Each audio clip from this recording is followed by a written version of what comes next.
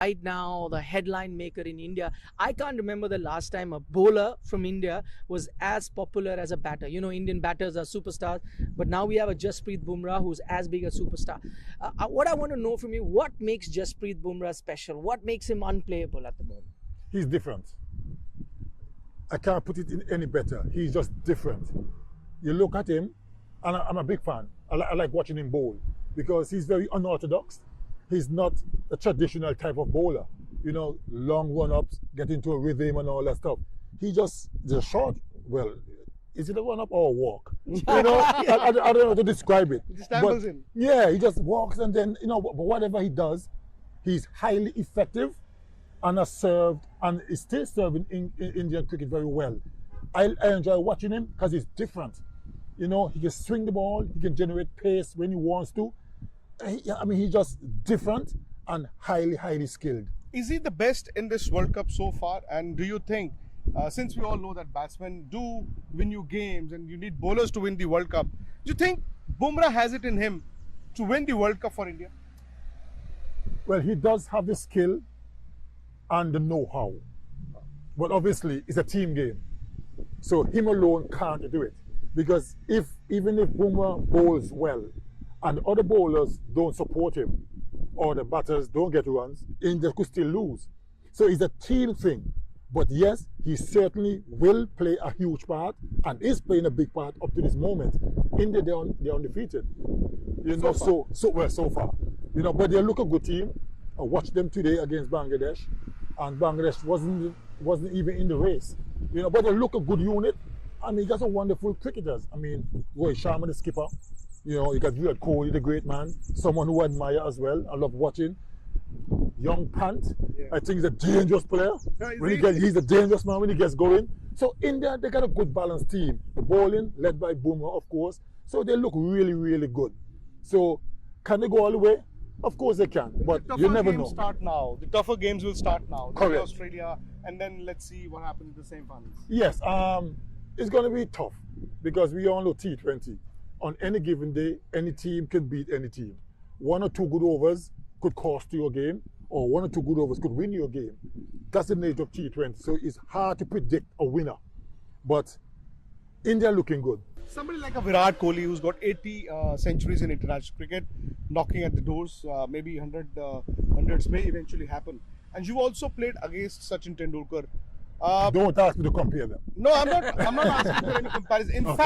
In fact, that's a wrong notion. Yes, I mean, for people to say that XYZ would have scored runs in that era, XYZ may not have scored runs in that era. But what's the fault of the batsman? I mean, somebody like a Virat Kohli may have been a Virat Kohli in that age as well. I think, well, I don't think, I know he's a great player. And how I judge players, because people like to compare different eras. I don't particularly like to do those things. But what I can say, when I look at great batsmen, how I judge them, they, like presently, Virat Kohli, he's dominating in today's cricket. My question to myself is, would he have done well during my era or before my era? I believe he would. He would. And because of that, that's why I give him great. Sachin Tendulkar, the same thing. Guys like that, Ricky Ponting and these guys are great players. They can dominate in their era and for me in any era because they're good enough to do that. That's how I judge greatness. Not really compare that era to this era. Just if you could dominate in any era, yes. And just that everybody had the same role model in batting, Sir Viv Richard. The original king. The original king. Well, so Viv, I mean, same thing. So Viv could have dominated in any era he played because he was that special. This era he would have murdered with his bat size, with those boundaries. And apart from that, when you look back at Sir Viv's career, when he played, Viv averaged 47 in one-day cricket, where he had no restrictions and with a back in the day. Strike rate. Correct, 90 something strike rate, Phenomenal. which was phenomenal. Others were like 60, 70, so he was way ahead of his time. If Sir Viv played in today's game, he would probably, I mean, strike would be like 180 maybe, or, you know, and averaging maybe 60 or something, you know, because he was that special. He was way ahead of his time, you know. So that's how I judge greatness. Can do well in any era. And that famous death stare to Steve Waugh. That everyone remembers. No, I want to know from Sir Curtly. Do you know that that is on YouTube and it keeps getting million views every year? You know, the funny thing about it is that most people, when they talk to me about cricket in the past, there are two things they always mention: the Steve O situation and the wristband with Dean Jones. And I keep saying to them, I've played for over 12 years of international cricket. 405 test crickets. Only two things you can remember. You know? We remember a lot. Yeah, but with Steve O's situation, I got a lot of respect for him. We've had our battles over the years. He scored runs, I've gotten him out and stuff. But that particular day, you know, he said something I didn't like, you know, and initially I thought I let it slide because I figured, you know what, in the heat of the moment, people say things. As a matter of fact, what he said, I didn't hear him personally. One of my teammates told me what he said. And I said, you know what, let it slide, it's okay. There's no harm done. Cricket sometimes, you know.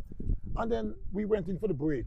And after I came back out, something else tell me, ask him, you know. So I asked him, did you swear at me? Can you swear at me or whatever? I said, did you swear at me? And he didn't say yes. He didn't say no. He just said something like, well, I can say whatever I want to say. Oh. And to me, that's a yes. Right? And I said, you know what? That's when I snapped. And I told him, you know, don't you ever swear at me again, you know, because I've never done that to you. I need more respect, but I wasn't this gentle. We all saw that. If Richie Richardson hadn't pulled you away,